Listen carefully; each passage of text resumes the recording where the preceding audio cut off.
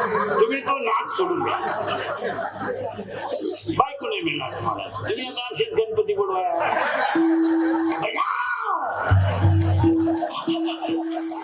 बाई वाड्यावर या, राहतो भाड्याच्या घरातून बाईला वाड्यावर बोलतो.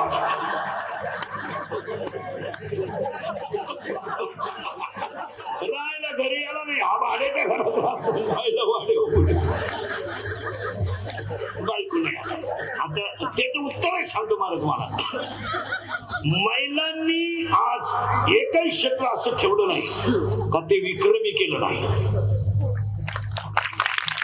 आता बोलू नये तरी पण सांगतो, काही गोष्टीमध्ये ह्या 5-7 वर्षात पुरुषांपेक्षा महिला आघाडीवर आहेत.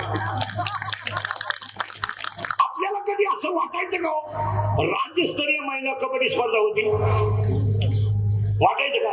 नाही. पण आज कबड्डीमध्ये मुली आहेत, क्रिकेटमध्ये मुली, तहसीलदार, कलेक्टर, प्रांत, SP, PSI, आमदार, खासदार, राष्ट्रपती पर्यंत कोण पोहोचलं? महिला. आणि का? तुम्ही MPSCचा निकाल पहा, पोरगी पास, 12वी पहा पास. आपल्या पिंपूचा पहा, आपल्या पोराचा निकाल तपासा 12वीला. अवघड आहे, अवघड आहे, थोडं अवघडच आहे. मुलीला 82% मार्क आहे 12वीला आणि याचा निकाल तपासा, अवघड आहे. एक विषय राहिला का, त्या दिवशी मला सर्दी झाली, तू फाशी घे. आणि पाया पडून सांगतो, खैरे साहेबांच्या विष्णुचिंतनाला ध्यानात ठेवा. वैद्य साहेबांनी स्वामींनी आयोजित केलेल्या कार्यक्रमात तुम्हाला जे क्षेत्र आवडतं ते क्षेत्रात तुम्ही प्रामाणिकपणे काम करा, तीच देवाची पूजा आहे. तुम्हाला वाजवणं आवडतं, वाजायचे काय हायगई करू नका. तुम्हाला गाणं आवडतं, गायनाचे हायगई करू नका. तुम्हाला व्यापार आवडतं, इनामदारीनं करा. तुम्हाला राजकारण आवडतं, इनामदारीनं करा.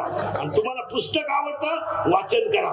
तुम्हाला शेती आवडते, प्रामाणिकपणे करा. आणि तुम्हाला जर काही जमत नसेल, शाळेत डोकं चालत नाही, जाऊ नको शाळेत. शेती कर, शेतीत जमत नाही, व्यापार कर. व्यापारात जमत नाही, कामाला राहा कुठतरी, ते जमत नाही, पैलवान हो. वा, एकच माणूस आठवड्यामध्ये झाला महाराष्ट्र केसरी, कीर्ती झाली की नाही? मग पैलवान व्हायचं नाही का तुला? तू जागा मोकळी कर, दुसऱ्याला तरी राहू दे. शाळा सुटानं, कुस्ती खेळानं, बायको मिळानं,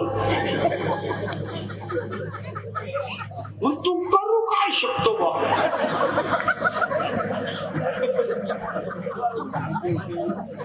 तू जिथून जाणे हाच उपाय.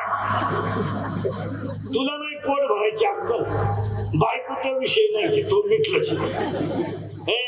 कारण आता मुलगी समजा तहसीलदार आहे, तिला 1.5 लाख पेमेंट आहे आणि तिला 90% मार्क पडले तेव्हा ती तहसीलदार झाली. मग तिला 95% मुलगा नको, मला 95 येतो. 1 मिनिटात बायको देतो मी तुला, 1 मिनिटात मला उतरून सुद्धा देऊ नको. नाही, मग आता तू 48ची अगरबत्ती करून बायको नाही.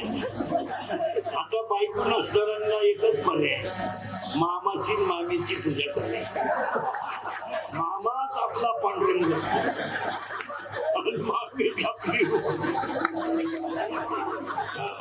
त्या मामा मुलगी आहे का? मुलगी आहे का मामा? आणि किती आहे? किती आहे? 2 आणि 3 भावक्याचं नाही, दोघांचे का? कल्याण.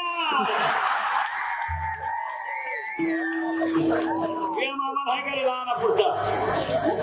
मामा मुलगी आहे का? मामाचंच लगीन झालं नाही.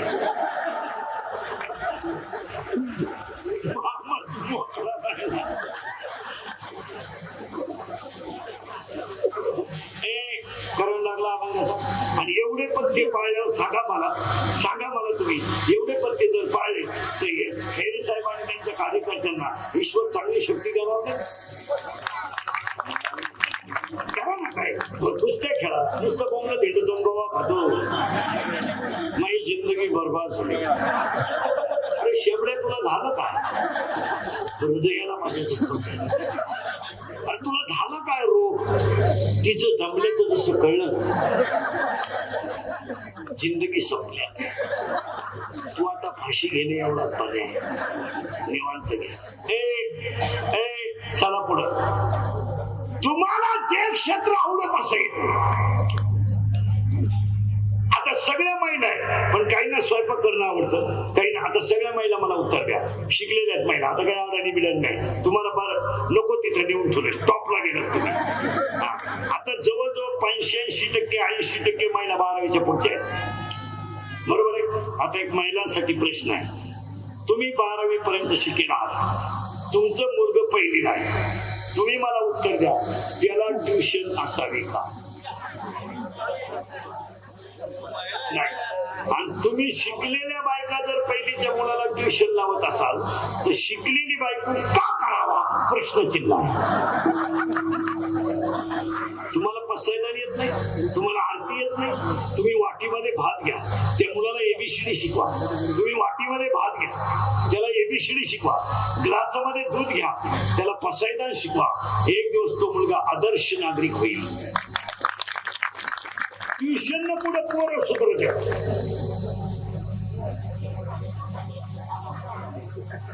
ट्युशन म्हणजे काय, एक बाई नीट खात नाही, शाळेतून आलं काय नाही लगेच म्हणायचं दत्त ठेव, तोंड दुई, थोडं खा. ट्युशन वरून आला का थोडं खा, ते दप्तरावर डोकं घेऊन झोपायचं. मुलांना प्रसन्न जगू द्या. आणि आपली संपत्ती मुलंच आहे. इस्टेटीला काय करायचं? कोणता श्रीमंत बंगल्यावर जाळला? आणि एक वाक्य खैरे साहेबांच्या विष्णुचिंतनाला सांगतो, 50च्या पुढे गेलेल्या माणसाला इस्टेट कमवायची नाही. बंद, रिलॅक्स.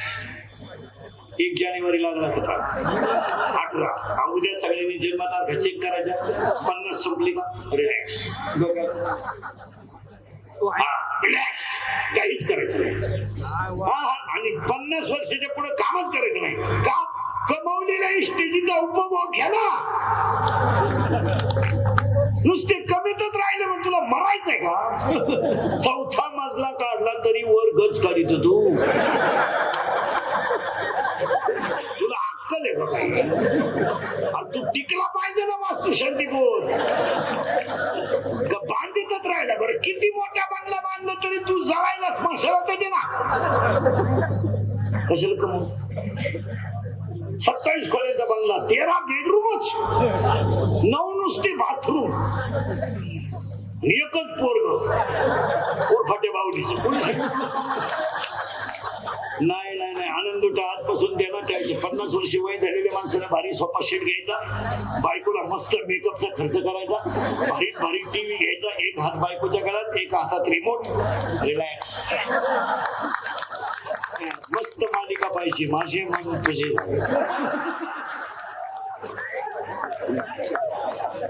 पोरग जर म्हणलं तुम्ही असं का केलं, मी माझ्या पुरतं कमावलंय, तुझं तू पाय, मी एवढ्यावर रिलॅक्स खातो.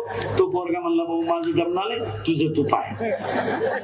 मागच्या औलादींसाठी किती कमवा, त्यांना काही घेणं नाही.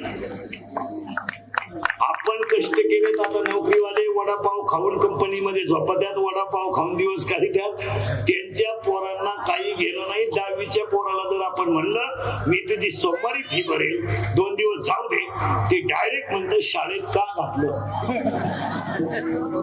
आणि आपण फुट्याने खाऊन जगलो. 12वीच्या पोराला टोणग्याला जर म्हणलं अरे थोडा बुक फाटलाय फाटू दे, गुरुवारी घेऊ. आता परिस्थिती थोडी, सगळे तर सोंग आणताय तुम्हाला, पैसे कुठून आणणार तुम्ही? आपल्याला प्रत्येक स्त्रीला वाटतं की नाही घरात फ्रीज असावा, पण परिस्थितीनुरूप काही गोष्टी अनुकूल कराव्या लागतात. ती बिचारी आई म्हणते अरे बाबा तुला गुरुवारी बूट घेऊन टाकू. आता 12वीचा टोन काय 18 वर्षाचा आहे, तो काय कुठं रुपये कमीतोय का? तो काय म्हणतो माहिती बापाला, काय केलंय माझ्यासाठी.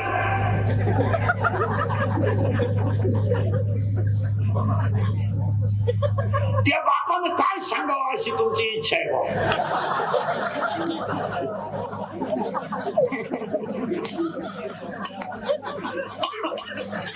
बाप म्हणलं मारली छटम्या, आता काय करेल का? बरं तेवढे ते कार्ट गप नाही बसत ते म्हणतं कोणी मारायला सांगितले म्हणजे